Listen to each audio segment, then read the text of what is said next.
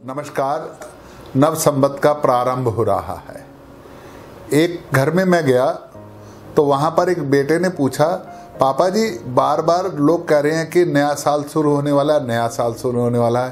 पहले भी अभी कुछ दिन पहले जनवरी में भी तो नया साल शुरू हुआ था, फिर ये दूसरा नया साल कहते। तो पापा ने कहा, बेटा ये विक्रमी संवत है। बेटे ने कहा, विक्रमी संवत क्या होता है?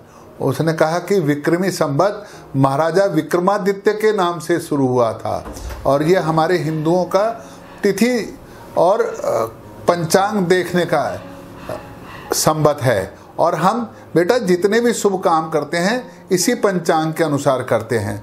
ये कौन सा है? तो उन्होंने बताया कि 2076 परिधावी वर्ष शुरू हो रहा है। अब इस वर्ष के शुरू होने में हमको ना पंचांग के दर्शन करने चाहिए। पापा जी ये पंचांग क्या है? पंचांग है, उसमें बेटा 5 चीज होती हैं: वार, तिथि, करण, योग, नक्षत्र। मतलब आज वार कौन सा है ये पंचांग देखने से पता चलता है। तिथि यानी कि दिनांक कौन सी है ये पंचांग देखने से पता चलता है। करण क्या है ये पंचांग में होता है। योग क्या है ये पंचांग में होता है। नक्षत्र क्या है ये पंचांग में होता है। अब ये है क्या चीज? तिथि यानी कि दिनांक, वो सब जानते हैं कि आज कौन सी तारीख है, कौन सी तिथि है। और हम लोगों ने ना अपने कार्य करने को उस प्रकार से कभी नहीं करा था कि किस तिथि कैसे शुरू करेंगे। हमारी जो तिथि थी वो नक्षत्रों के हिसाब से चलती थी, वार के हिसाब से, ग्रहों के हिसाब से चलती थी। और हमने, आप बेटा तुम सोचते होंगे कि सोमवार, मंगलवार, बुधवार, बृहस्पतिवार, वो ऐसे ही किसी ने उठाए कि आज सोमवार है, आज मंगलवार है, आज बुधवार है ना। ये होरा से जब सृष्टि का प्रारंभ हुआ, ब्रह्मा जी ने सृष्टि का जब प्रारंभ करा तो पहला दिन था वो रविवार था और उसके बाद 24 होरे गिनते चले गए, हर नक्षत्र को एक होरा देते चले गए। तो उसके बाद जब 25वां होरा शुरू हुआ तो वो चंद्रमा का होरा था, तो दूसरा दिन जो हो गया वो सोमवार हो गया। फिर दोबारा से 24 होरे गिनते चले गए और जो 25वां होरा आया वो मंगल था तो मंगलवार हो गया। इस तरीके से हर 24 होरे के बाद जो 25वां होरा होता था उस तरीके से वार पड़े हैं। अब करण है। अब आप समझो 360 डिग्री अंश को हमने विभाजन करा। 12 राशि यानी कि 12 महीने, चैत, बैसाख, जेठ, आषाढ़, सावन, भादो, ये बनाए गए और इसके अंदर वार बनाए गए। 48 हफ्ते होते हैं।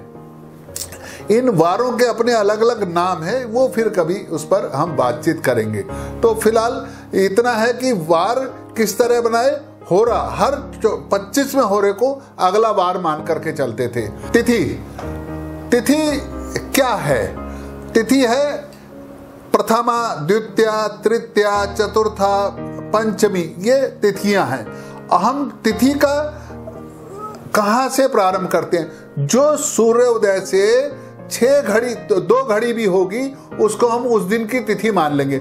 यानी कि हम जब सूर्योदय के समय जो तिथि है उसको उस दिन की तिथि मानते हैं। लेकिन जन्माष्टमी वाले दिन या किसी भी महापुरुष का जन्म मानने वाले दिन तो 2 बात ध्यान रखनी होती है। किस नक्षत्र में उस महापुरुष का जन्म हुआ, उस नक्षत्र में जब वो तिथि पड़ती है तो वो उस दिन को मानेंगे। इसलिए जन्माष्टमी 2 तत्साधारणता मनाई जाती हैं। और जन्माष्टमी 2 इसलिए भी मनाई जाती है कि एक मथुरा में मनाई जाती है, एक ब्रज में मनाई जाती है। मथुरा में भगवान पहले पैदा हुए थे, वहां से जब ब्रज गए तो जब ब्रिज में भगवान आए, तो जब भगवान ब्रिज में आए तो दूसरी तिथि लग चुकी थी, तो वहां पर दूसरे दिन मनाई जाती है। इसी प्रकार से जब भी किसी महापुरुष का जन्म होगा तो किस नक्षत्र में महापुरुष का जन्म हुआ है। नक्षत्र के भी 4 चरण होते हैं। उन चारों चरणों के अनुसार से हम कहते हैं ना, नामकरण कर दो। आके पूछते हैं, गुरुजी ये बच्चे का नाम क्या होगा? तो ऐसे नहीं निकाल के दे देते कि इसका कैसे रख दो, इसका सैसे रख दो, नहीं।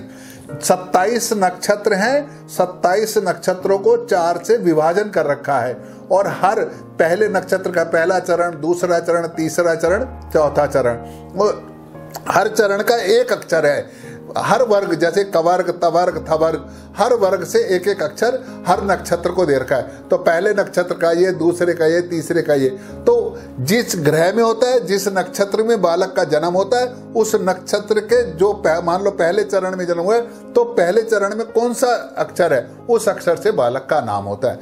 ये बेटा पंचांग है, इसको पंचांग देखने का विधि कहते हैं। एक और बात है, पहले दिन जब हम पंचांग के दर्शन करते हैं तो हमें पंचांग का पूजन करना चाहिए। हम हर उस चीज का पूजन करते हैं जिससे हम मानवता का लाभ हो रहा है। हम गाय का पूजन करते हैं, हम कौए खाना खिलाते हैं श्राद्ध वाले दिन, हम हर उस चीज का, पृथ्वी माता का पूजन करते हैं, देवताओं का पूजन करते हैं, नवग्रहों का पूजन करते हैं, जिससे भी लाभ होता है उन सब का हम पूजन करते हैं। और मेरा तो एक और अनुरोध है, वसंतिक नवरात्रि होते हैं, पेड़ पौधों के लिए अच्छा होता है। अगर हम नवरात्रों के पहले दिन, नवरात्रों का पूजन तो हम करते ही हैं, लेकिन संवत के पहले दिन हम 5 वृक्षों में से कोई भी एक वृक्ष लगा दें, बड़, पीपल, नीम, जामुन, आम, ये 5 वृक्षों का कोई भी कर देंगे तो आप एक बात मान करके चलो कि संतान सुख निश्चित तौर पर होगा। जिनके यहाँ संतान नहीं है उनको भी संतान होगी। तो आप ये बात मान करके चलो कि ये 5 वृक्ष जरूर लगाने। अब इन 5 वृक्षों की महिमा क्या है?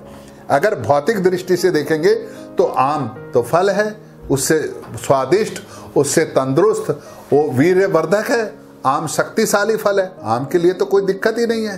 फिर जामुन है, जामुन अगर किसी को डायबिटीज हो जाए, शुगर हो जाए, और हमारी प्रकृति ने तो बना रखा है, अगर मीठा है तो थोड़ा कड़वा भी है, तो जामुन भी है। और जामुन की छाल, जामुन के पत्ते बहुत सारे रोगों में काम आते हैं।